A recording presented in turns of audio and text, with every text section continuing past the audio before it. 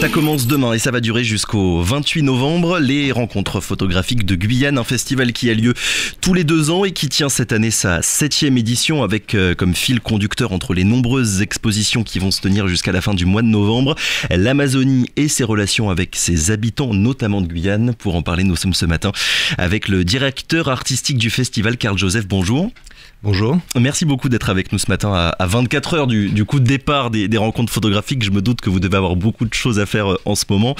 Envisager sous divers angles le rapport entre les êtres humains et leur environnement, c'est ce que vous avez écrit vous-même pour présenter la thématique, on va dire, de cette 7e édition du festival. Ça veut dire quoi exactement? Qu'est-ce qu'un photographe peut dire sur ce point, peut observer, peut révéler?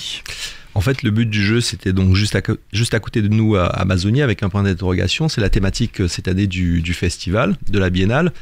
Et l'idée, c'était d'interroger à travers la photographie le rapport que nous pouvons avoir en Guyane à la forêt amazonienne. Donc c'est un rapport politique, social, c'est un rapport économique, mais c'est aussi un rapport par rapport à tout par rapport à l'imaginaire. Et donc l'idée à travers la photographie, c'était d'interroger notre rapport à ce grand ensemble. Donc c'est pas qu'une édition écologique, finalement il y a aussi toute une dimension sociale avec le rapport humain à la forêt. C'est pas que la forêt en tant que telle. Voilà, c'est pas que la forêt en tant que telle, mais c'est tout ce que ça peut représenter et de la façon dont un photographe peut s'emparer de ce sujet, de cette thématique, et nous apporter un point de vue différent, un point de vue parfois un peu décalé. On reviendra justement dans quelques minutes sur la manière finalement de photographier la forêt amazonienne. Il y a plus d'une dizaine d'expositions, 14 qui vont être installées un peu partout sur le territoire. Oui, cette année nous sommes un peu partout sur le territoire comme à notre habitude. Nous sommes donc à Papaichton, Saint-Laurent, Mana, Cayenne, Rémière-Montjoly et Regina, donc 6 communes avec lesquelles nous travaillons sur la biennale cette année. Et c'était une envie importante de votre part d'avoir un maillage territorial un peu important, ne pas avoir que des expositions à Cayenne et sur l'île de Cayenne? Oui, pour nous c'est important d'apporter la photographie partout où nous pouvons, d'apporter des expositions un peu partout sur le territoire, et pour ce faire nous avons travaillé avec différentes associations ou différentes communes au maillage en quelque sorte du territoire. Et puis ça fait partie aussi de l'ADN de l'association La Tête dans les Images qui porte la biennale, d'essayer justement de s'associer avec un maximum de partenaires, que ce soit associatif ou institutionnel, de façon justement à ce que au bout de 2 ans, la restitution qui se fasse puisse avoir lieu sur un maximum de territoire. Pour toucher le plus de monde possible, ou pour toucher aussi des personnes qui n'ont pas forcément l'habitude aussi d'aller voir des expositions de photographie? En fait, les deux, effectivement, donc toucher le maximum de monde pour pouvoir de façon à effectivement être sur le territoire, mais aussi de façon à toucher un maximum de personnes, puisque cette année, la moitié de nos expositions sont en extérieur, ce qui nous permet vraiment d'aller vers le public guyanais en offrant des expositions qui sont facilement accessibles. Puisqu'on le sait, une partie de notre public ne va pas en salle d'exposition, donc c'est à nous d'aller vers lui, et c'est ce que nous faisons à travers des expositions en extérieur. Ça fait peur, une exposition photographique, quand on n'est pas initié? Est-ce que d'après les retours que vous pouvez avoir du public, il y a une petite crainte, on va dire, ou une méconnaissance finalement du sujet? Non, je pense pas que ça fasse peur. Je pense plutôt que c'est une habitude qu'on n'a pas forcément, oui. Et donc on va pas forcément pousser la porte d'une salle d'exposition pour y aller, alors que si on voit cette même exposition en extérieur, elle va nous intéresser. Donc du coup, en fait, c'est vraiment ça. C'est vraiment plutôt permettre aux personnes qui n'ont pas l'habitude d'aller en salle d'exposition de voir une exposition. Donc des expositions qui seront installées, on l'a dit, un peu partout sur le territoire, avec des photographes qui, eux, viennent d'où géographiquement? Alors c'est une biennale internationale, donc on essaye d'avoir un maximum de photographes d'un maximum de pays différents. Et puis ça dépend vraiment de la thématique et de la construction de la programmation autour de la thématique. Après, on a aussi ce qu'on appelle nos résidences croisées. C'est-à-dire qu'on a tout un programme de résidence, puisque c'est une biennale, donc c'est pas un festival qui a lieu tous les 2 ans, mais c'est vraiment un festival qui se prépare pendant 2 ans et qu'on restitue au mois de novembre. On a par exemple 3 résidences, donc des résidences croisées. C'est quoi une résidence? Est-ce que vous pourriez déjà nous préciser ce que c'est? Voilà, donc une résidence, c'est un artiste qui est invité à travailler sur une thématique ou à développer son travail personnel pendant un temps donné. Oui. Donc nous, c'est 5 semaines, et pendant ces 5 semaines, il va se concentrer sur le fait, pour nous en tout cas au niveau de la biennale, de travailler sur notre thématique avec ce que ça lui inspire à lui comme création. Et donc cette année, enfin, durant ces 2 ans, on a travaillé avec la Guadeloupe, la Martinique et en Guyane, et on fait comme ça une résidence croisée où on a eu un photographe guadeloupéen et un photographe martiniquais et une photographe guadeloupéenne qui sont venus en Guyane en résidence, donc à Regina et à Cayenne, et un photographe guyanais qui lui est parti en résidence en Martinique. Pour leur permettre de travailler finalement et d'avoir suffisamment de temps pour explorer le sujet que vous avez envie de mettre en valeur. Voilà, tout à fait. C'est un moment privilégié pour le photographe, puisqu'il n'a plus qu'à s'intéresser en quelque sorte au sujet qu'il a envie de traiter. Et nous lui donnons les conditions de façon à justement, pendant ces 5 semaines, n'avoir qu'à faire de la photographie. C'est compliqué d'être un photographe professionnel aujourd'hui, photographe guyanais, antillais, caribéen, amazonien, de manière plus générale. Les conditions de travail, elles sont compliquées. Je pense qu'être photographe aujourd'hui, c'est compliqué, oui. Quel que soit l'endroit, puisque on a vu un développement du numérique assez important. Les appareils photo sont maintenant les téléphones portables en quelque sorte. Oui. Et puis on a aussi une disparition de la presse écrite. Donc une partie des débouchés, une partie des débouchés des photographes aussi qui disparaît.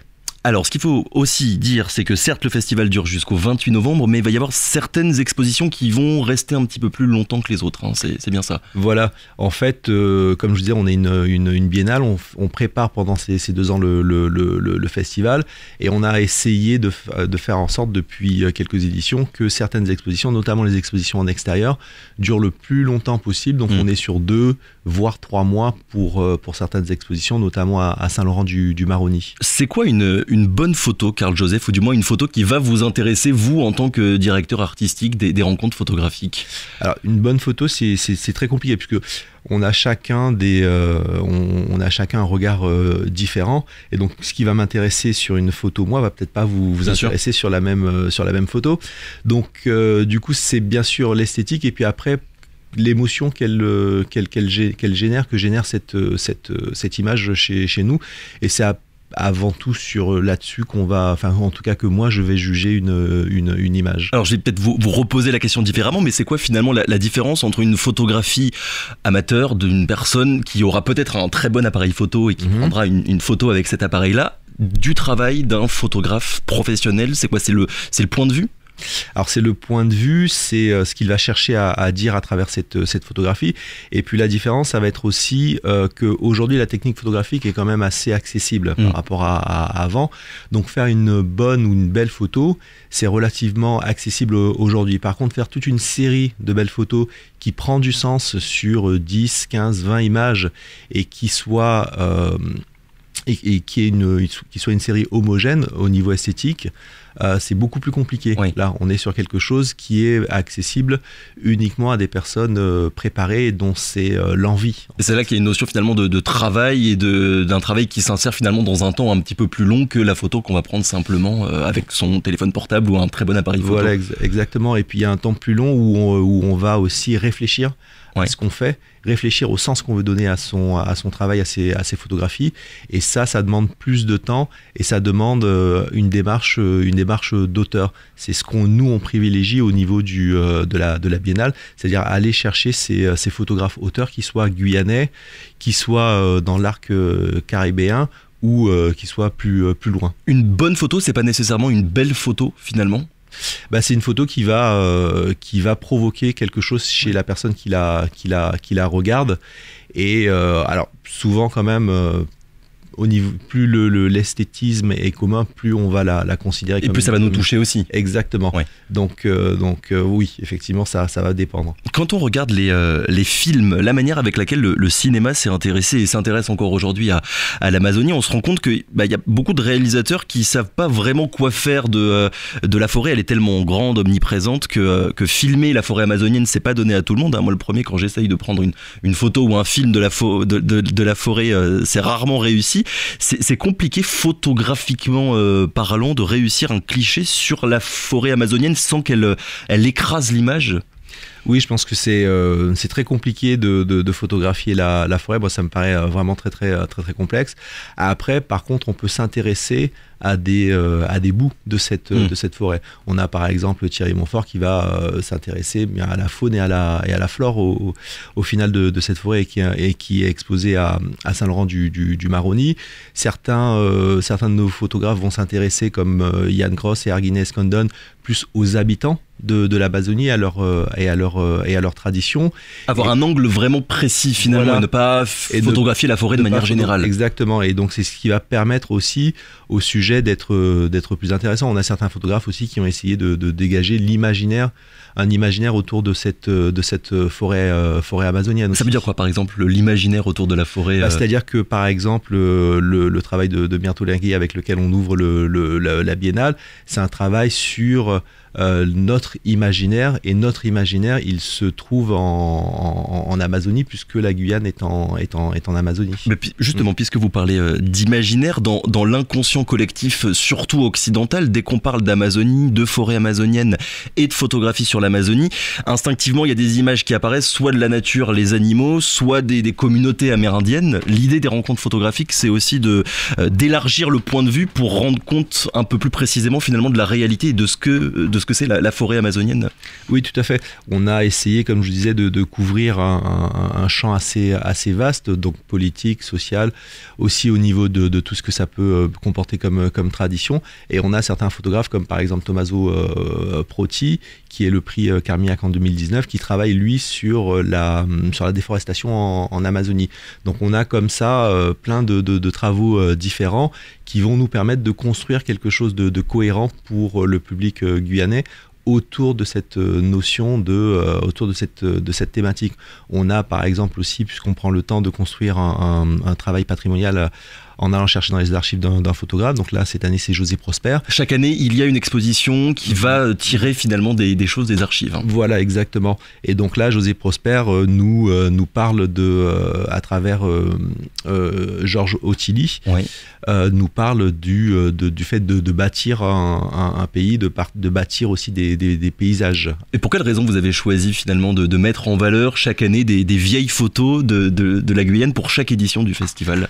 Ça nous paraissait important si on invite des photographes, ça nous paraît important si on invite des photographes extérieurs, qu'il y ait un vrai dialogue qui se mette en place entre les photos, et on ne peut pas uniquement subir en quelque sorte entre guillemets les photos venues de l'extérieur sans nous-mêmes être producteurs de photographie, sans nous-mêmes être producteurs d'images. Et donc le but de la Biennale également, c'est de permettre à des auteurs guyanais, des auteurs photographes guyanais, de produire leurs propres images sur leur propre territoire et de mettre ces images en parallèle, en dialogue avec les images qui vont être produites à l'extérieur ou qui vont être produites par des personnes extérieures sur le territoire. Et là, à partir de là, on peut avoir un dialogue et on peut avoir des images qui se répondent. Il y en a beaucoup des vieilles images de la Guyane sur lesquelles vous travaillez?